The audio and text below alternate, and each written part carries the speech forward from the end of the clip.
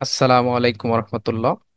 আমরা আজকে বুঝতে চেষ্টা করব জিন পিয়াজের থিওরি অফ কগনিটিভ ডেভেলপমেন্ট সংক্রান্ত বিষয়ে। তো এই থিওরিটা বোঝার আগে আমাদের এই থিওরির বা কগনিটিভ ডেভেলপমেন্টের যে ফাউন্ডেশনটা সেটা বুঝতে হবে। আরো কিছু বিষয় আছে যেগুলোর সংজ্ঞা শুরুতে আমরা জানবো এবং তার পরবর্তীতে উদাহরণের মাধ্যমে আমরা বুঝতে চেষ্টা করবো ইনশাল্লাহ। তো মূলত আমাদের এই কগনিটিভ ডেভেলপমেন্টের যে কোর বিষয় সেটা হচ্ছে স্কেমা বা স্কেমাস। স্কেমা বিষয়টা কি? দ্য আইডিয়া অফ স্কেমা বিষয়টা কি? স্কেমা হচ্ছে দ্য ইউনিট অফ নলেজ। নলেজের একটা ইউনিট বা একাধিক ইউনিটকে আমরা তখন বলবো স্কেমাস। স্কেমা স্বাভাবিকভাবে আমি যদি একটু উদাহরণ দিয়ে বলি, যেমন আমাদের কিন্তু মাথায় একটা পিকচার আছে যে একটা ডগ কেমন হয়। এই যে ডগের যে পিকচারটা বা ডগের যে নলেজটা আমাদের মধ্যে আছে, যে ইউনিট অফ নলেজ আছে, সেটাকে আমরা স্কেমা বা স্কেমাস বলতে পারবো। এরপরে কিছু বিষয় সম্পর্কে আমরা জানবো। পাঁচটা বিষয়ের ধারণা আমাদের এখানে জানতে হবে, যেগুলোর শুরুতে সংজ্ঞা বলার পরে উদাহরণের মাধ্যমে আমরা বুঝবো। এক নম্বর বিষয়টা হচ্ছে ডিসইকুইলিব্রিয়াম, তারপরে equilibration, equilibrium, assimilating or assimilation and accommodation. এই পাঁচটা বিষয় বুঝতে হবে। শুরুতে আসি ডিসইকুইলিব্রিয়াম। ডিসইকুইলিব্রিয়াম মূলত যখন একটা বাচ্চা নতুন কোনো এক্সপিরিয়েন্সের সাথে এনকাউন্টার করে বা নতুন কোনো ইনফরমেশনের সাথে এনকাউন্টার করে, যেটা তার প্রি এক্সিস্টিং যে স্কেমা ছিল তার সাথে যখন না মেলে, তখন তার মধ্যে এক ধরনের কনফিউশন তৈরি হয়, এক ধরনের ইমব্যালেন্স তৈরি হয়, বা ডিসঅরিয়েন্টেশন বা কগনিটিভ টেনশন তৈরি হয়। এই যে যে পরিস্থিতি, এই পরিস্থিতিটাকে আমরা বলবো ডিসইকুইলিব্রিয়াম। ইকুইলিব্রেশন কি? ইকুইলিব্রেশন হচ্ছে একটা প্রসেস, যে প্রসেসে মূলত ডিসইকুইলিব্রিয়াম থেকে ইকুইলিব্রিয়াম পর্যন্ত একটা বাচ্চা পৌঁছায়।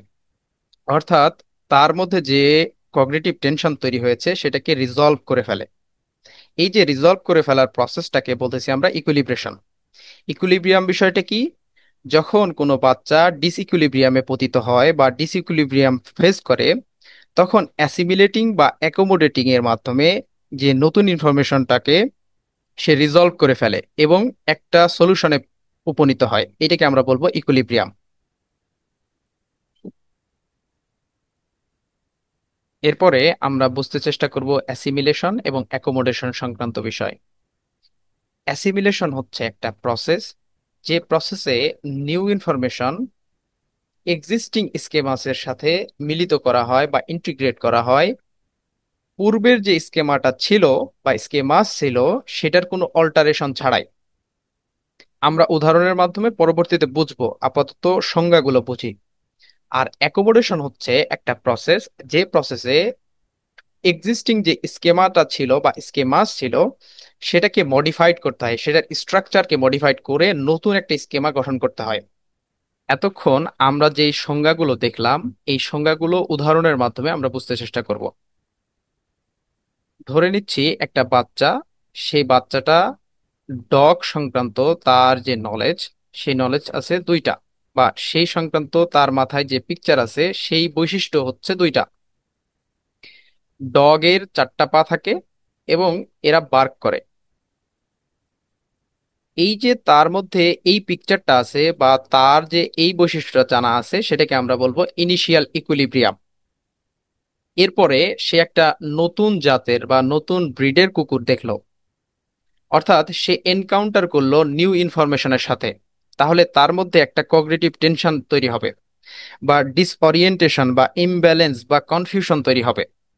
কারণ সে একটা কুকুর দেখে অভ্যস্ত, যেই কুকুরের পিকচার এবং যেই কুকুরের বৈশিষ্ট্যগুলো তার মাথায় জমা আছে।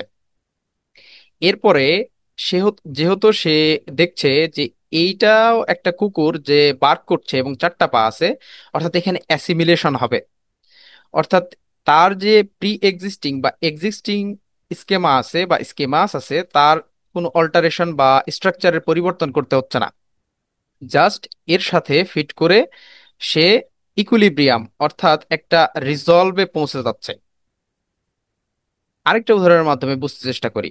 তার মাথায় কুকুরের পিকচার আছে বা কুকুরের বৈশিষ্ট্য জানা আছে। এখন সে ওই চার পাওয়ালা একটা ক্যাটের সাথে পরিচিত হইল। অর্থাৎ এনকাউন্টার করলো নিউ ইনফরমেশনের সাথে, অর্থাৎ তার মধ্যে ডিসইকুইলিব্রিয়াম তৈরি হলো।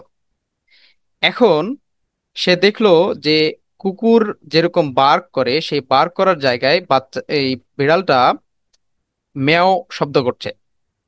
অর্থাৎ তার যে এক্সিস্টিং স্কেমা ছিল, সেই স্কেমাটার স্ট্রাকচার বা এইটার যে মডিফিকেশন, এটার প্রয়োজন হচ্ছে। সে বুঝতে পারলো যে চার পা আছে, কিন্তু ম্যাও বললে বা এই শব্দটা করলে তখন এইটা একটা অন্য ক্যাটাগরির একটা প্রাণী, অর্থাৎ এখানে অ্যাকোমোডেশন হচ্ছে। তার যে এক্সিস্টিং স্কেমা ছিল সেটার মডিফাই করতে হচ্ছে, এবং তারপরে সে ইকুইলিব্রিয়ামটা রেস্টোরড হলো। তো এই হচ্ছে সাইকেল অফ কগনিটিভ ডেভেলপমেন্ট বা অথবা the process of cognitive development, যেটা পিয়াজের মডেল।